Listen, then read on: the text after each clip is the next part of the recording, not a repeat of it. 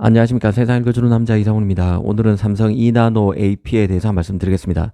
삼성 2나노는 TSMC 2나노와는 다릅니다. 더 절박한 상황입니다. 트랜지스터 구조를 게이트 올 어라운드로 3나노부터 바꿨지만 최악의 부진을 기록했습니다. 자신의 AP인 엑시노스 2500마저도 양산하는 데 실패했죠. 이 때문에 다른 메이저 팹리스의 칩의 양산은 꿈도 꾸지 못하는 상태까지 왔습니다. 이 팹리스의 TSMC 의존도는 더 극심해져서 TSMC 올해 2025년 1분기 점유율은 67.6%까지 올랐습니다. 70%를 눈앞에 둔 상황이죠. 이 독과점 이슈가 커질 판입니다. 이 반면 삼성은 10% 남짓해서 슬금슬금 빠지더니 7.7%까지 내려왔습니다. SMIC 중국의 파운드리라는 SMIC와의 격차는 2%포인트도 나지 않는 상황입니다. 결국 삼성이 2나노에서 부활해서 다시 파운드리 가동률을 끌어올릴 수 있느냐가 중요해지고 있습니다. 그런 맥락에서 삼성의 2나노 AP인 엑시노스 2600이 올해 리스크 프로덕션 시범 생산을 거쳐서 양산까지 무난히 이어져서 내년 초 갤럭시 S26에 탑재될 수 있느냐가 관건이 될 수밖에 없습니다. 요즘 들어서 다행스러운 기류가 조금씩 나타나고 있긴 하지만 여전히 살얼음판인 것은 부인하기 어려운데요. 최근에는 삼성이 엑시노스 2600의 프로토타입 양산을 시작했다는 소식도 나왔습니다. 국내 언론에 보도가 있었고 여신이 받아쓰는 양상인데요. 프로토타입은 말 그대로 시제품입니다.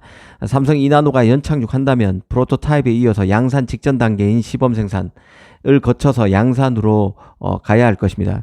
결국은 수율인데요. 최근 삼성 2나노 수율이 40% 수준까지 왔고 이번 프로토타입 양산을 계기로 50%까지 개선하는 데 중점을 두고 있다고 합니다. 아직 그 양산의 마지노선이라는 70% 수준에 못 미치는 것이죠. 지금 삼성의 3나노 이하 최첨단 칩 수준은 말 그대로 처참한 상황입니다. 다만 최근 3나노로 만드는 엑시노스 2500이 갤럭시 Z 플립 7에 탑재된다는 얘기가 나오고 있다는 소식도 전해드렸습니다. 그래서 드디어 삼성의 3나노가 수율을 올려서 양산을 위한 최소한의 조건을 맞춘 것인가 하는 기대감도 나오는 게 사실이지만 선단 노드로 진화될수록 두드러지고 있는 삼성 엑시노스 부진은 심각한 상황으로 보는 게 맞을 것입니다. 실제 크리스티아노 아몬 퀄컴 CEO도 최근에 퀄컴의 AP가 삼성 엑시노스와 경쟁하면서 점유율을 많이 끌어올렸다고 자신하는 인터뷰를 하기도 했습니다. 이 과거만 해도 삼성 폰에서 퀄컴의 탑재 비중, 퀄컴 AP의 탑재 비중은 50% 정도였지만 지금은 75% 수준에 달한다고 구체적인 수치까지 밝혔습니다. 스마트폰 모델 전체 평균은 75%지만 최상급 플래그십 모델인 최상급 그 이상 상위 모델만 따지면 이 100%에 육박하는 게 더 정확한 얘기일 것입니다. 이번에 말씀드릴 엑시노스 2600의 경우는 이런 엑시노스 실패에 가까운 여정 속에서 출시 여부에 관심이 가장 가는 칩입니다. 2나노로 만들어지기 때문에 삼성 파운드리가 최초로 올 하반기 양산하기만 하면 반도체 업계 최초의 2나노 칩이 될 것입니다.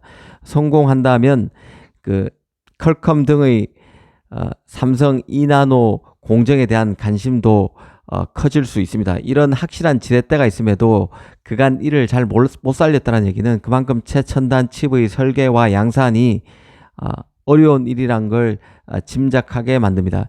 이번 엑시노스 2600 프로토타입 양산 시작에 앞서서 티스프터 주칼 로스레브는 엑시노스 2600이 내년 초에 나오게 되는 갤럭시 S26 모델 가운데 유럽에서 판매되는 모델에만 탑재될 것이란 업로드를 한 적이 있습니다. 이 유럽 판매되는 모델에 엑시노스 2600이 들어가고 나머지 모델에는 TSMC N3P 3나노 파생 노드에서 만들어지는 스냅드래곤 8 엘리트 2 칩이 전량 탑재될 것이라는 내용이었죠. 이 삼성 입장에서 엑시노스 2500이 하반기 갤럭시 Z 플립 7에 용케 탑재된다 해도 플래그십 모델의 핵심인 X25에 탑재가 불발됐기 때문에 엑시노스 2600은 S26, 갤럭시 S26에 어떻게든 넣어야 된다는 절박감이 삼성 입장으로서는 클 수밖에 없습니다. 문제는 2나노 공정 수율인데요. 당장 퀄컴은 통상 매년 11월에 공개하는 차세대 AP 칩을 올해는 2달 정도 앞당겨 9월 말에 하기로 결정한 상태입니다. 퀄컴이 스냅드래곤 8 엘리트 2 칩을 TSMC의 3나노 파생 노드인 N3P에서 만들기 때문에 전략적으로 AP 공개와 양산을 퀄컴이 앞당기는 것입니다. 삼성으로서는 2나노 칩인 엑시노스 2600 출시에 더 큰 압박을 받을 수밖에 없는 상황입니다. 현재 그 삼성 2나노 수율은 가장 최신 소식으로는 40% 이상까지 온 것으로 알려진 상태인데요. 이를 몇 달 내 60에서 70%까지 올려야 칩 양산이 가능합니다. 이 최근에는 삼성이 엑시노스 2600 양산을 위해서 메타가 개발한 AI 모델인 라마를 양산 과정에 적용한다는 소식도 있었습니다. 이 갤럭시 폰의 경우는 통상 유럽과 한국은 엑시노스, 그리고 북미와 중국은 스냅드래곤을 탑재해 왔는데요. 어찌됐든 엑시노스 2600이 올 연말 무난히 양산될 수 있을지 지켜볼 필요가 있습니다. 이게 가능하다면 삼성이 많이 뒤처지긴 했지만 TSMC와 최고 레벨에서 다시 경쟁을 이어갈 수 있겠지만 엑시노스 2600마저 2500처럼 양산에 실패하게 되면 이제 중국 파운드리 SMIC의 역전도 시간 문제일 수 있습니다. 최근 그 TSMC 동향을 보면 독주 체제가 더 공고해지고 있는데요. 삼성의 2나노는 가장 후하게 봐도 아직 수율이 50%에 턱없는 수준으로 관측되고 있지만 TSMC는 작년에 이미 수율이 60%에 도달했고 최근에는 3나노에서 골치를 안겼던 SRAM 수율은 90% 수준이라는 소식도 외신에 나온 상태입니다. AMD의 경우는 TSMC의 2나노 공정을 활용해서 차세대 CPU인 베니스를 만들겠다고 오피셜로 밝히기도 했죠. 번스타인 리서치는 오는 2032년이면 미국 칩 생산의 절반인 50%가 미국 현지에서 만들어지게 될 것으로 분석했습니다. TSMC 애리조나 프로젝트의 놀라운 진척 때문입니다. 사실 그 TSMC가 팹을 전 세계로 벌리면서 투자 비용이 크게 오르고 있고 가뜩이나 비싼 TSMC의 제작 가격이 더 올라서 삼성으로 파운드리를 옮기는 메이저 팹리스가 나올 것이라는 기대감이 있었던 게 사실인데요. 하지만 삼성이 기술 축적에 실패하면서 이런 그대는 말 그대로 구두선에 거칠고 있는 상황입니다. 이 최근에는 AMD도 삼성 4나노에 칩을 맡기려다가 TSMC의 미국 애리조나 팹으로 또 갈아탔다는 보도도 나온 바 있습니다. 삼성으로서는 이번 엑시노스 2600이 그만큼 절박할 수밖에 없습니다. 자신의 AP부터 본 궤도에 올려야 다른 팹리스 SLG도 가능해지는 것이죠. 엑시노스 2600 성공은 단순히 일개 칩의 성공이 아니라 단순히 내부 칩의 성공이 아니라 파운드리 가동률을 높이고 이를 불쏘시개 삼아서 다른 칩 유치전에서 나설 수 있는 트리거가 되는 것입니다.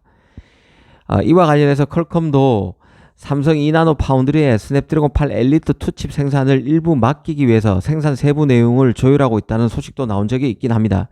여기서 생산된 칩은 내년 초에 나오는 갤럭시 S26에 탑재되는 게 아니라 내년 하반기에 나오는 스마트폰 모델이 될 것이란 전망인데요. 이 2나노 수율이 최근에 40% 남짓까지 향상됐다고는 하지만 양산까지는 험난한 만큼 좀 더 시간을 두고 삼성 파운드리에도 물량을 퀄컴이 일부 주는 것으로 해석해 볼 수 있습니다. 퀄컴 입장에서는 AP를 가장 많이 사주는 최고 VVIP 고객으로서 삼성을 배려하는 측면도 있을 것이고 현실적으로 TSMC를 견제하는 용도로 이런 수주를 활용하는 측면도 있을 것입니다. 삼성 2나노가 연착륙할 수 있을지 엑시노스 2600을 통해서 잘 살펴볼 필요가 있습니다. 감사합니다.